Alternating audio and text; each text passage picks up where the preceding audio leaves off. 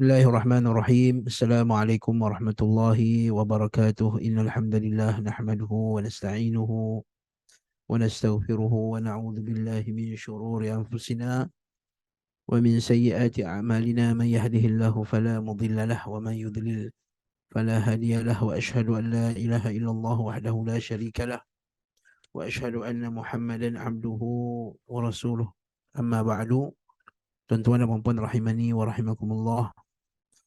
Alhamdulillah, kita bertemu lagi dalam majlis bacaan kitab Zadul Ma'ad fi Hadi Khairul Ibad, dan kita sudah di penghujung jilid ini, dan insya-Allah kita boleh selesaikan, uh, boleh khatamkan juzuk ke, kalau dekat saya ni juzuk 3 lah dalam bahasa Arab. Dalam bahasa terjemahan, juzuk yang keempat lah, jilid yang keempat. Kata penulis rahimahullahu taala, Al-Imam Ibn Qayyim rahimahullahu ta'ala, wa kataba ila al-Mundhir bin Sawa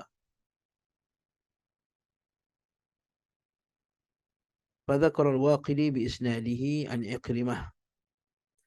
Beliau menulis surat kepada Al-Mundhir bin Sawa Al-Waqidi, iaitu ahli sejarah, yang menyebutkannya dengan sanadnya dari Ikrimah. Ikrimah ni maula Ibnu Abbas. Ikrimah ni maula Ibnu Abbas, bukan Ikrimah binti Abi Jahal, jangan silap faham. Maula sini bukan Ikrimah sini bukan Ikrimah bin Abu Jahal, bin Abi Jahlin, tapi dia Ikrimah maula Ibnu Abbas, bekas hamba Ibnu Abbas.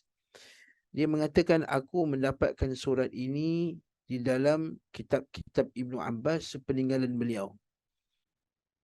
Okey, dia kata lepas Ibnu Abbas meninggal, Ikrimah ni dia tengok surat-surat, maknanya buku-buku yang dia ada, kitab-kitab. Jadi aku pun menyalinnya. Aku salin daripada Ibnu Abbas. Aku salin daripada buku tersebut. Dia nak ambil tak boleh, sebab bukan hak dia kan. Isinya seperti berikut. Rasulullah SAW mengutuskan Al-Ala bin Al-Hadrami, sahabat Nabi, untuk berjumpa dengan Al-Mundhir bin Sawa. Beliau SAW menulis sebuah surat berisi ajakan kepada Islam. Surat mengajak Munzir bin Sawan masuk Islam. Lalu Al-Mundhir menulis surat balas kepada Rasulullah SAW, amma ba'du. Maksudnya lepas muqaddimah dia, tulis amma ba'du, dia kata, ya Rasulullah, wahai Rasulullah. Ini dalil bahawa Al-Mundhir bin Sawa ni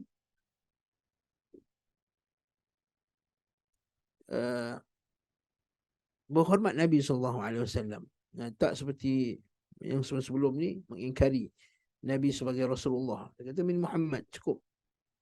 Dia kata kepada Muhammad. Tak, dia kata wahai Rasulullah. Maksudnya dia ada penghormatan kepada Nabi Muhammad SAW, dan seolah-olah hatinya telah cenderung kepada kebenaran Nabi Muhammad SAW. Dia kata sesungguhnya, qad qara'tu fa inni qara'tu kitabak. Sesungguhnya aku dah membaca dah surat kamu. Ala ahli al-Bahrain, kepada penduduk Bahrain. Maksudnya nama Bahrain ni bukan baru. Nama Bahrain dalam zaman Nabi SAW dah panggil Bahrain dah. Bahrain ni walaupun negara kecil tapi negara lama. Dan antara masjid yang pertama sekali dibina oleh Islam ialah masjid di Bahrain. Okey. Faminhum man ahabba al-Islam wa a'jabah. Di antara mereka ada yang suka Islam, okey, wa a'jabah, dan menarik minat mereka. Dan Islam ni menarik minat mereka. Wa dakhala fihi, dan ada kemudian masuk Islam. Wa minhum man karihahu, ada yang tak suka Islam. Wa bi ardi, dan dekat bumi aku ni, tempat aku tinggal ni, ada majusun, ada orang majusi. Okay. Wa yahudun, dan juga ada orang Yahudi. Wa yahudu, ada orang Yahudi. Fa ahdith ilayya fi dhalika amrak, maka kamu berilah kepadaku apa pendapat anda tentang perkara ini. Apa pendapat anda? Berikan kepadaku akan itu tentang perkara anda. Ini terjemahan yang kurang tepat. Maksudnya, dia kata, apa pendapat kamu tentang perkara ini? Dia kata, apa pendapat kamu? Apa pendapat kamu tentang ini? Tentang perkara ini. Maka Rasulullah SAW pun jawab. Maka Rasulullah SAW pun menjawab kepadanya. Bismillahirrahmanirrahim. Ini adab. Nabi SAW sentiasa mulakan suratnya dengan Bismillahirrahmanirrahim. Setelah kita ni adab, bila kita nak hantar mesej, kita mulakan dengan Bismillahirrahmanirrahim. Dia kata, Bismillahirrahmanirrahim. Min Muhammadin Rasulillahi sallallahu alaihi wasallam ila al-Mundhir bin Sawa. Bismillahirrahmanirrahim daripada Muhammad Rasulullah kepada Al-Mundhir bin Sawa. Ini seperti yang kita tegaskan berkali-kali.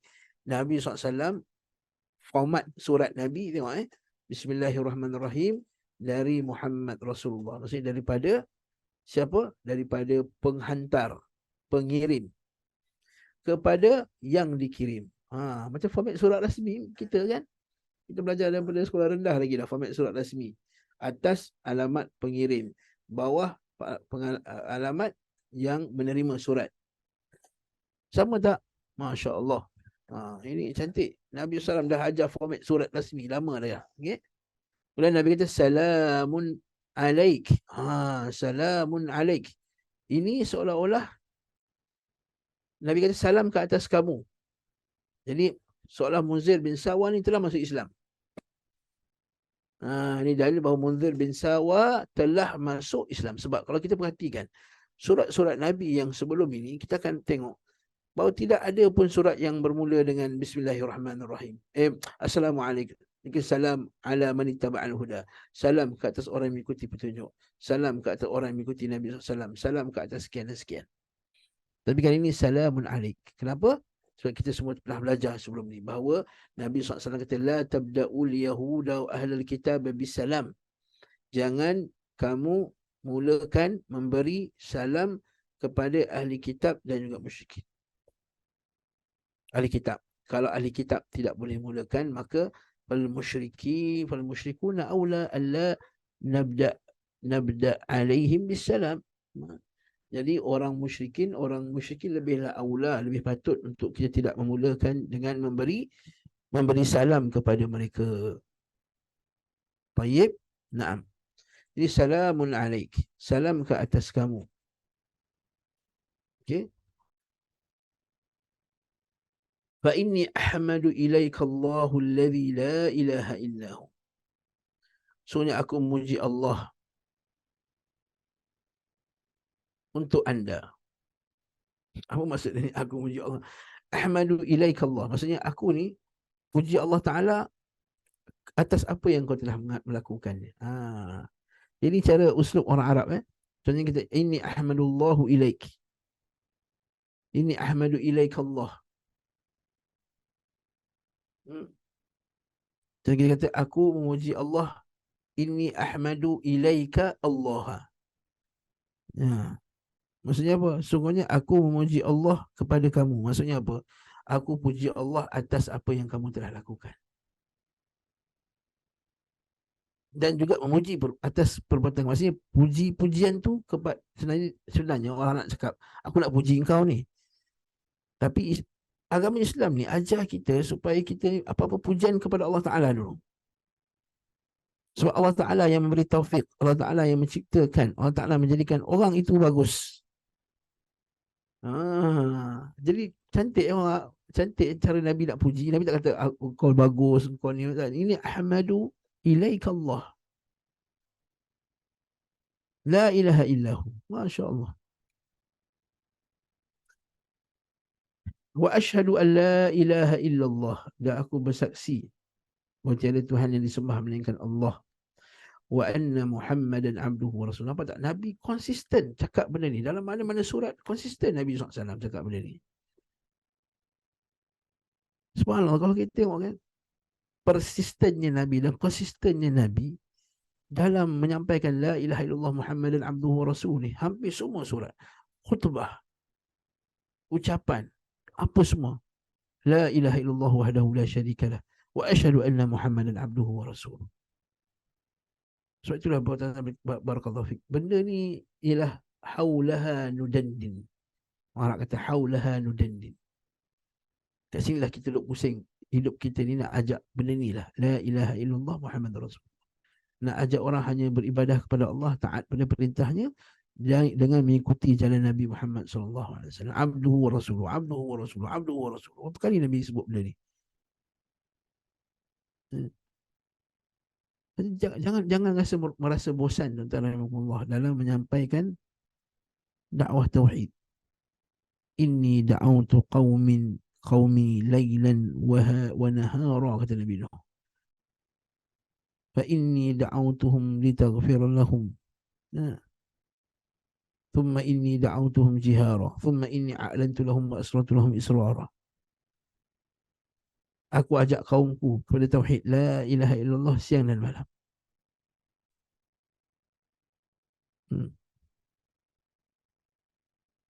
Siang dan malam. Thumma inni a'lantu lahum, aku dakwah secara terang-terang. Wa asrartu lahum israra. Dan aku buat secara rahsia juga.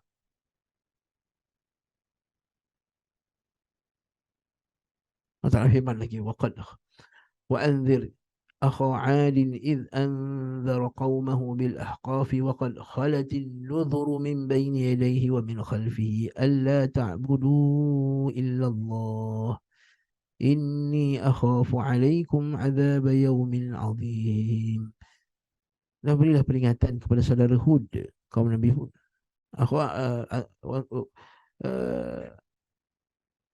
إذ أذكر أخا عاد إذ أنذر قومه, saudara kaum Ad, إذ أنذر قومه, ketika Nabi Hud lah, ketika beri peringatan kepada kaumnya.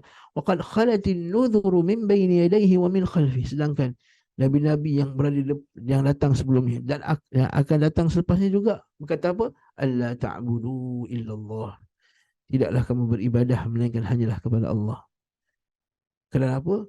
Kenapa kita ajak pada tauhid? Sebab apa? Inni akhafu alaikum azab yaumin azim. Aku takut pada kamu terkena azab pada hari yang agung. Hari agung tu hari apa? Hari kiamat. Nampak? Yang kedua, Nabi kata wa asyhadu anna Muhammad, dan Muhammad adalah hamba Allah dan rasulnya. Sekali lagi Nabi tekankan abduhu wa rasul, abduhu wa rasul, abduhu wa rasul, abduhu wa rasul.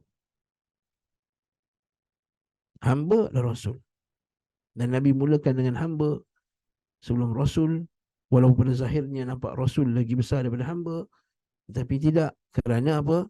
Kerana seperti yang kita sebut banyak kali juga sebelum ni, kerana maqamul ubudiyah, maqam penghambaan adalah maqam yang besar dalam Islam.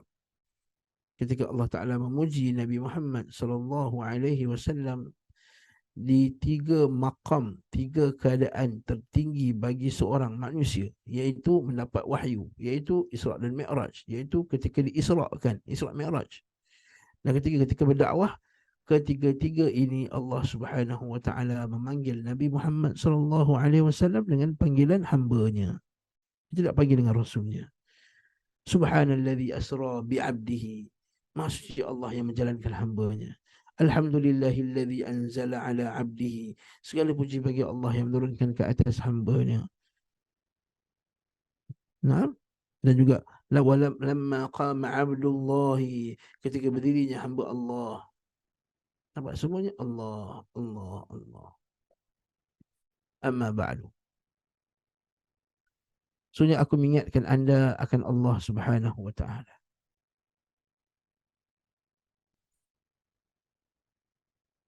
Dia kata fa inni udzakiruka Allah azza wa jalla. Sebenarnya aku mengingatkan kamu kepada Allah.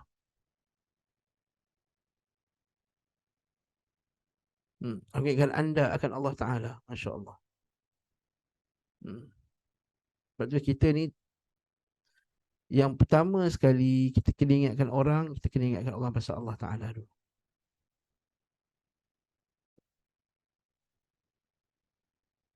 Usikum bittaqullah, ittaqullah, udhkurullah. Bila sahabat dia, ya Rasulullah, dullani ala amalin la as'alu anha ahadan ba'dak. Ya Allah, Rasulullah bagi aku satu amalan yang aku tak tanya lagi orang lain. Hmm. Nabi kata, la yazalu lisanuka ratban bi dzikrillah.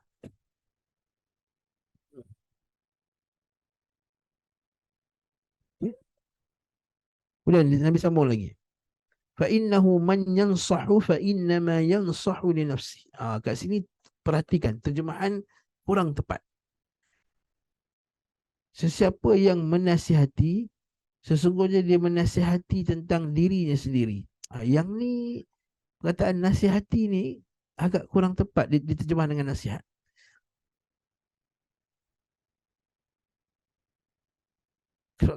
Nasihat itu dalam bahasa Arab, okey, tuan-tuan. Kita share sikit tuan-tuan kat sini. Okey. Kita biasa dengar kan kataan ad-dinun nasihah. Nabi kata ad-dinun an-nasihah. Ada satu rumah ad-dinun nasihah. Agama itu nasihat. Okey. Nasihat, nasihat. Nasihat sini jangan kita faham nasihat bahasa Melayu nasihat. Kalau kita faham dengan sekadar faham nasihat, kita akan pelik maksud tadi. Barang siapa yang menasihati, sesungguhnya dia telah menasihati diri dia sendiri. Apa maksud dia? Nasihat di sini ialah memperbaiki hubungan kita dengan sesuatu. Hmm.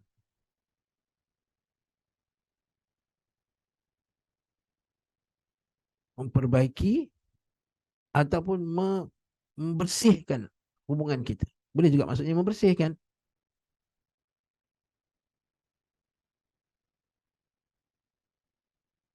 Memurnikan dia daripada kotoran-kotoran. Bersihkan daripada apa? Daripada kotoran-kotoran dalam perhubungan.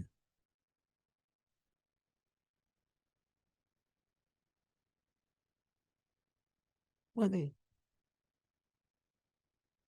Suatu adalah hadis Nabi tu. Nabi kata ad-dinun nasihah. Kata sahabat, liman ya Rasulullah?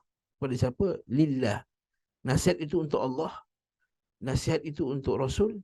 Nasihat itu untuk kitab. Untuk kitab, untuk Rasul, untuk pemimpin dan juga untuk orang rakyat biasa. Kan? Kalau nasihat, kalau kita jemahkan nasihat itu untuk Allah, takkan nak nasihat Allah Ta'ala. Kan? Dah pelik maksud dia. Jadi nasihat dekat sini ialah kita baiki hubungan kita dengan Allah Subhanahu Wa Ta'ala. Nampak? Kita memperbaiki, memperelokkan hubungan kita. Lepas tu Arab kata nasahtul asala idza safaituhu. Aku telah menapis madu itu, aku telah menasihatkan madu itu apabila aku telah menapiskannya. Maksudnya aku dah bersihkan dia. Jadi maksud nasihat itu ialah kita bersihkan agama kita ini, bersihkan hubungan kita dengan Allah, bersihkan hubungan dengan kitab, bersihkan hubungan dengan Rasul, bersihkan hubungan dengan pemimpin, bersihkan hubungan dengan selain daripada pemimpin. Faham tak? Jadi nasihat maksudnya apa? Memperelokkan hubungan kita. Jadi kalau kita patah balik pada ucapan, jadi barang siapa yang menasihati, waman yang sah, maksudnya siapa yang memperbaiki diri dia, memperbaiki hubungan dengan Allah, maka dia telah memperbaiki dirinya. Betul lah tu. Kita tak terasa kalau kita baiki hubungan kita dengan Allah, diri kita jadi lagi baik.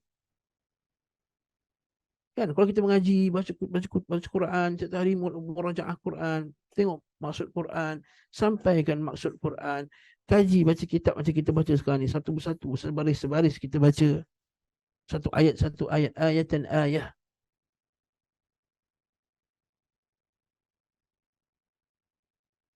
Apa perasaan kita? Rasa makin baik tak? Yes. Allah Ta'ala kata apa? وَمَنْ يُطِعِ اللَّهَ وَالرَّسُولَ Siapa yang taat kepada Allah, falunuhyiyannahu hayatan thayyibah. Kami akan bagi dia hayatan thayyibah. Dia bagi diri. Man amila salihan fali nafsih. Dalam Al-Quran. Siapa buat benda yang baik, fali nafsih. Man wajada khairan faliyahmadillah. Siapa yang buat baik, maka pujilah Allah. Dan pada siapa yang tak menasihati diri dia, tidak baiki hubungan dengan Allah Ta'ala, fi wahsyatin, dia dalam keadaan jauh daripada Allah Ta'ala, jiwa dia tak khusyuk, salat tak khusyuk, hati dia jauh, tidak ingat Allah Ta'ala, jiwa dia gundah gulana. Nah, ini tengok orang Palestin. Dah kena bom teruk. Alhamdulillah. Senyum dia.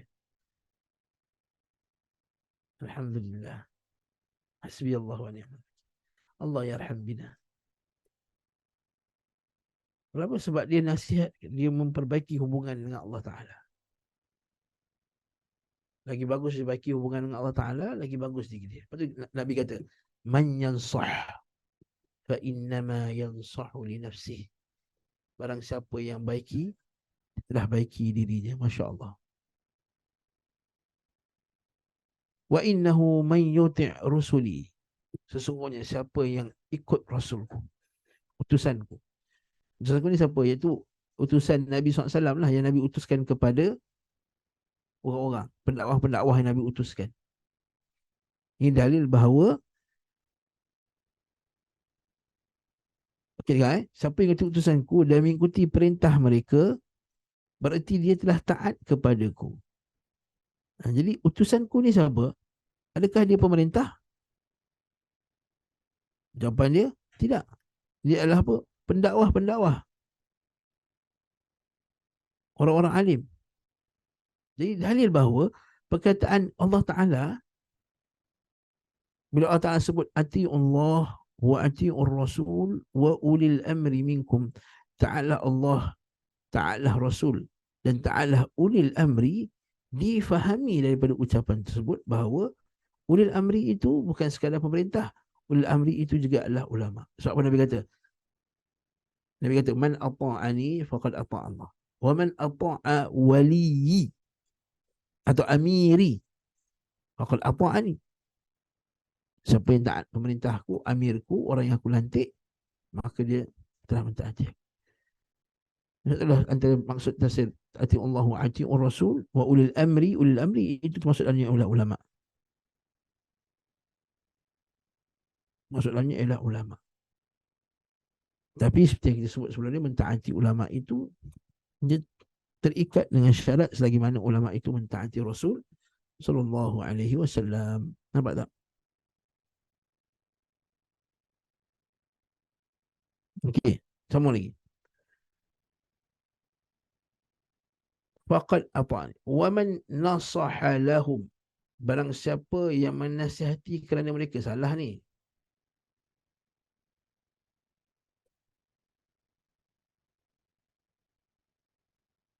Barang siapa yang menasihati mereka, iaitu apa tadi, utusan tadi, berarti dia telah menasihati kerana aku. Maksudnya, okey. Barang siapa yang memperbaiki hubungan pula, waman nasaha lahum, memperbaiki hubungan pula dengan utusan tadi, maka Allah Ta'ala, maka dia telah memperbaiki hubungan kerana aku, denganku. Nampak? Berarti dia telah telah menasihatiku. Maksudnya telah memperbaiki hubungannya denganku. Masya Allah. Sama tak saya sebut tadi? Siapa yang taat Allah, taat perintahku, taat aku. Siapa yang ikut amirku, waliku, dia telah ikut aku. Macam juga kalau kita ni mengikut ulama, kita ni ada sifat apa dia, tawadhu dengan kibar ulama, dengan ulama-ulama kibar, orang-orang alim, maka seumpama dia telah mentaati Rasul sallallahu alaihi wasallam. Bukanlah kita kata ulama tu maqamnya macam Rasul, tidak. Nauzubillah min zalik. Ulama manusia. Usiba wa ukhti, yusibu wa yukhti. Dia boleh betul dan dia boleh salah. Tetapi secara umumnya kita ikut ulama. Kerana nak ikut Rasul sallallahu alaihi wasallam itu juga termasuk daripada mengikuti Rasul sallallahu alaihi wasallam. Tidaklah kita ni ikut ulama, melainkan kerana kita ikut Rasul sallallahu alaihi wasallam. Betul Allah Ta'ala kata apa? Fas'alu ahla dzikr. Tanya orang alim. In kuntum la ta'lamun. Bil bayyinati waz zubur. Tapi ikut ahli zikir tu dengan bil bayyinati waz zubur. Dengan penjelasan waz zubur. Fas'alu ahla dzikri in kuntum la ta'lamun. Nampak tak?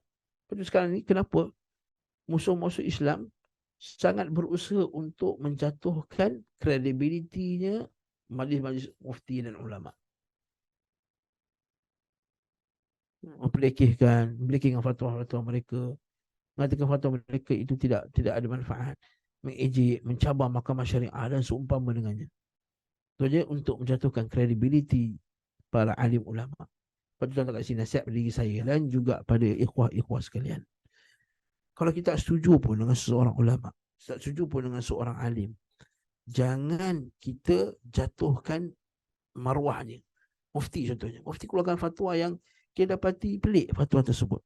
Jangan jatuhkan kredibiliti. Cukup kita kata kita tak bersetuju dengan fatwa tersebut dengan puan. Jangan kata, lah mufti mangkuk, mufti ringgit, mufti dolar, mufti Yahudi, mufti Amerika. Allahul musta'an. Allahul musta'an. Cukup kita kata saya tak setuju, perbuatan ini tak betul, ini mungkar, fatwa ini nampaknya bertentangan dengan Al-Quran dan Sunnah Nabi SAW. Sebab tu kalau kita baca dalam syarah syarah Arba'in Nawawiyah, dia sebut apa? Masuk menasihati ulama. Maksud ulama itu hormatnya, tidak mengikuti kesalahan mereka, menasihati mereka dengan baik di belakangnya, tidak menasihati mereka depan-depan orang ramai dengan guru kan, depan orang ramai menjatuhkan maruah muka dia, jumpa dia secara diam. Dan ini dilakukan oleh para sahabat radhiyallahu ta'ala anhum.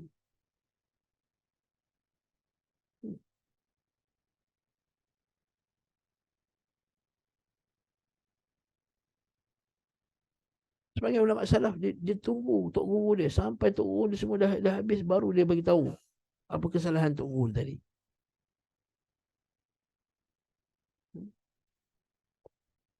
Barakallahu fiik. Jadi Allah ini adab, masya-Allah. Nak hurai kita boleh huraikan panjang bab ni. An-nasihah lil ulama, nasihat kepada para ulama dan juga wakil-wakil kerajaan. Sesungguhnya semua utusanku memberi pujian kebaikan bagi anda. Wa inna rusli qad athna'u 'alaika khaira. Maksudnya bagus. Semua wakil aku, kata Rasulullah SAW, puji kau ni bagus. Okey.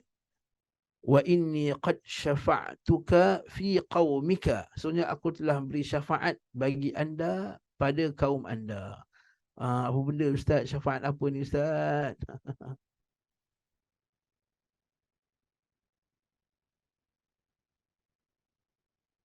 Apa maksud dia ni?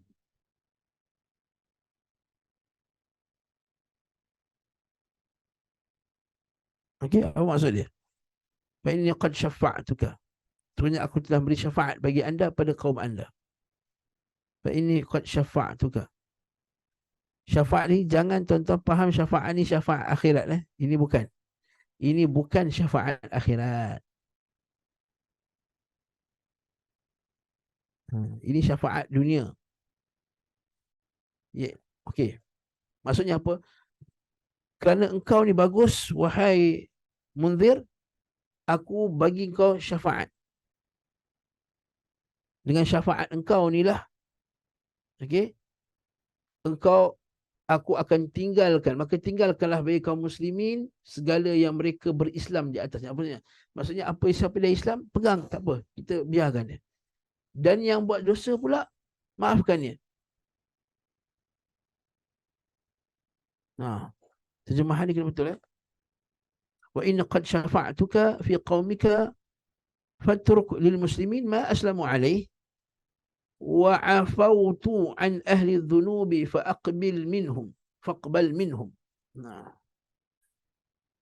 Kan? Sebab Munzir bin Sawah kata dekat Nabi SAW kan. Nabi kata apa? Ya Rasulullah, ada yang beriman, ada yang benci, ada yang beriman. Okey. Jadi apa nak buat? Munzir kata apa aku nak buat? Sebab rakyat aku campur-campur. Adakah aku nak lawan yang kafir ni? Atau aku nak tentang? Atau aku nak penjarakan? Atau aku nak perangi? Atau aku nak bunuh? Itu maksud Munzir bin Sawah tadi. Lepas tu Nabi kata macam ni.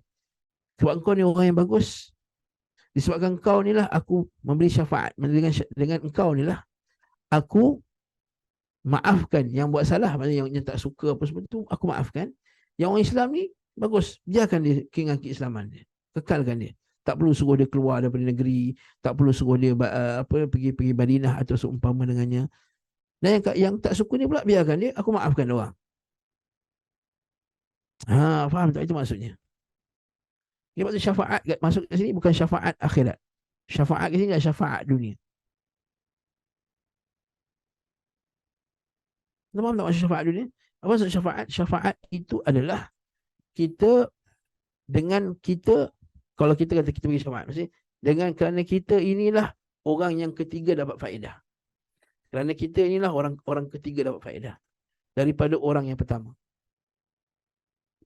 Ini syafaat dunia. Saya lukis sikit tuan-tuan bagi tuan-tuan faham betul. Kadang-kadang orang campur-campur masalah syafaat. Syafaat dunia. Kalau syafaat dunia, syafaat ini apa dia? Iaitu seseorang yang dia ni, satu kali ni orang A. Dia ada orang pertama, kedua, ketiga. Okey. Katakanlah yang pertama ni dia memberi. Dia ada kuasa lah. Yang pertama ni ada kuasa. Yang nombor tiga ni yang tiada kuasa. Yang tiada kuasa. Lalu nombor tiga ni nak perlukan bantuan. Perlukan bantuan, betul tak? Perlukan bantuan. Tapi dia tak boleh jumpa terus kat sini. Dia tak boleh. Kenapa tak boleh jumpa terus? Mungkin sebab yang ni raja contohnya. Ini rakyat biasa.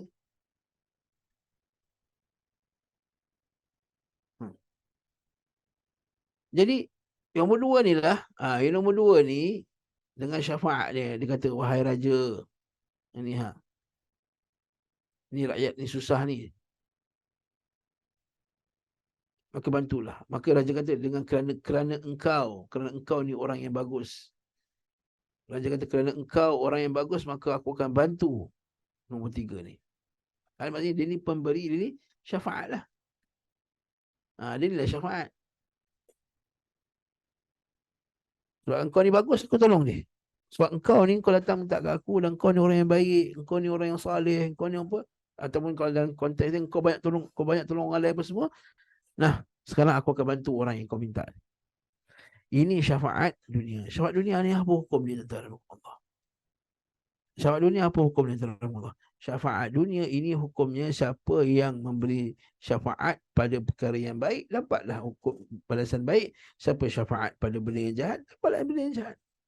Allah kata dalam Quran surah An-Nisa, man yashfa' syafa'atan hasanatan la yakul lahu nasibun minha. Siapa yang buat syafaat dalam benda yang baik macam kes ni, yakul lahu nasibun minha. Wa man yashfa' syafa'atan sayyi'atan. Siapa yang bagi syafaat jahat, maka yakul lahu kiflum minha. Dia akan dapatlah tanggung sebahagian daripada dosa itu tadi.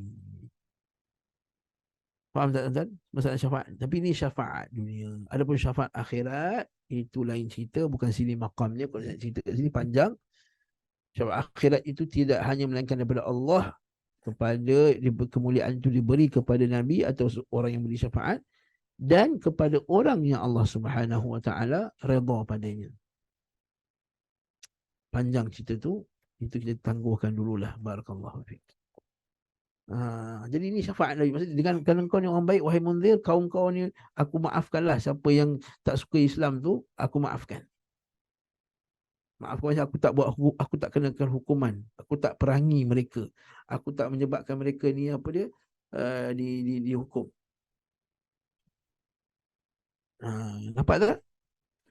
Faham tak kat sini tuan-tuan barakallahu fiik? Moga-moga tuan-tuan dan dengar faham. Sesungguhnya kapan pun anda berbuat kebaikan, wa innaka mahma tuslih falan na'zilaka an amalik. Ha. Ini terjemahan yang kurang bagus lah, masya-Allah. Sesungguhnya selagi mana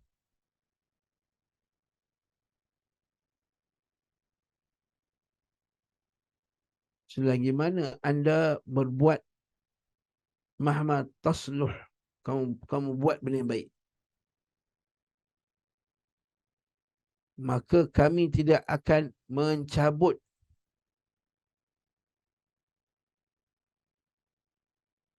memecat anda dari, bukan amalan anda ni pelik orang terjemah kan, daripada, kat sini kata amalik, maksudnya tugas jawatan anda, maksudnya kerja anda. Maksudnya selagi mana wahai munzir, kau ni ketua dan kau buat baik, kau dakwah orang kepada Islam, dan walaupun ada orang kafir-kafir ini semua, tapi kalau selagi mana kau buat baik, kau amalkan Islam, kau berhubungan baik dengan Nabi SAW, kau taat aku punya wakil, maka Nabi kata kami takkan cabut jawatan kau. Itu maksud Nabi SAW. Ini dalil bahawa sebenarnya dalam Islam, perluasan kuasa dalam Islam, tujuannya tidak lain tak bukan hanyalah untuk mentauhidkan Allah Subhanahu Wa Taala, bukan untuk merampas, dan juga bukan untuk menunjukkan apa dia, kekuasaan ataupun ketamakan, kerakusan terhadap harta, tanah, kekuasaan dan juga emas dan perak dan seumpama dengannya, atau kerana berdasar apartheid yang seperti Zainis lakukan sekarang. Perluasan dalam Islam, perluasan yang murni, nak orang pegang agama Islam, nak orang nampak cantik Islam. Itu objektif utama. Lepas tu kita ni, tuan-tuan Allah, kepada pemimpin-pemimpin sekalian yang masuk politik, hendaklah niat tuan-tuan semua ialah bila masuk politik itu ialah supaya orang dapat nampak kecantikan Islam. Tapi malangnya tidaklah begitu yang berlaku. Malangnya yang jadi adalah orang nampak lagi buruk lagi orang Islam ni bila masuk politik. Na'udzubillah min zalik.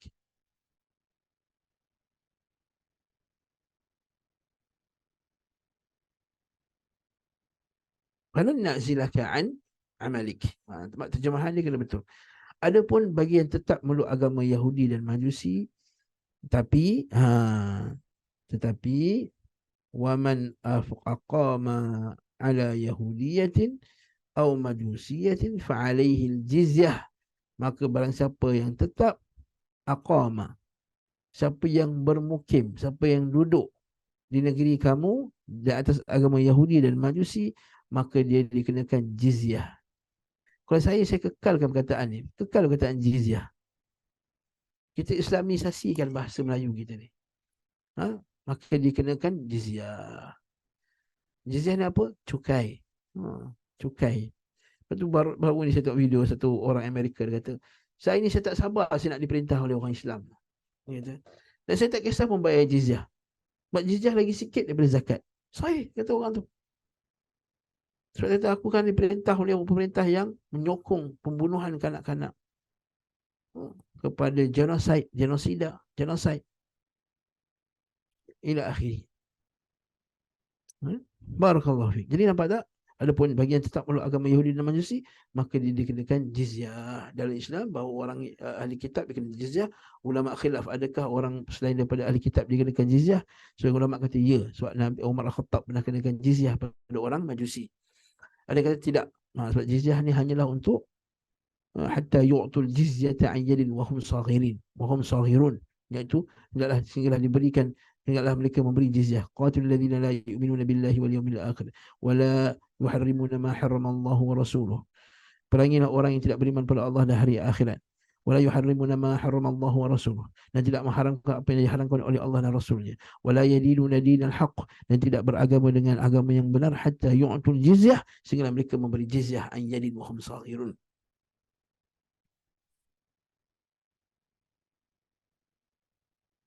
Barakallahu fikum wa jazakumullah khairan. Saya nak stop kat sini. Moga-moga surat Nabi SAW ni kita dapat fahamnya. Macam mana kalau nak jadikan satu huraian ni jadi satu surat ni je, kita dah boleh buat satu daurah, satu khusus untuk Rasulullah. Dan kalau kita baca ni, Masya Allah, setiap tu satu ilmu, setiap satu baris tu semuanya ilmu-ilmu yang sangat banyak, panduan di dunia dan di akhirat kita. Namun kita hanya boleh syarahkan, huraikan mana yang mampu sahaja. Nanti insya-Allah kita akan bertemu lagi dalam kuliah akan datang biiznillah taala, untuk kita baca surat Nabi pula kepada Raja Oman. Kepada Raja Oman. Kemudian terakhir sekali surat Nabi SAW kepada dua orang kabilah pemimpin lagi, insya-Allah. Sehingga tamatlah kitab ini biiznillah taala. Nas'alullah al-azim rabbal arsyil azim an yufaqqihana fi din wa yu'allimana ta'wil, وأن يغفر لنا ذنوبنا وذنوب أولادنا وذنوب أمهاتنا وآبائنا وذنوب مشايخنا. وكذلك نسأل الله أن يعين أن يعين إخواننا، أن ينصر إخواننا في فلسطين وفي غزة وفي كل مكان، وأن يهلك الكفرة والمبتدعة والكافرين، خصوصا الصهاينة المعتدين الذين اعتدوا على إخواننا المسلمين في فلسطين. وصلى الله على محمد وعلى آله وصحبه وسلم تسليما كثيرا، والحمد لله رب العالمين. السلام عليكم ورحمة الله وبركاته.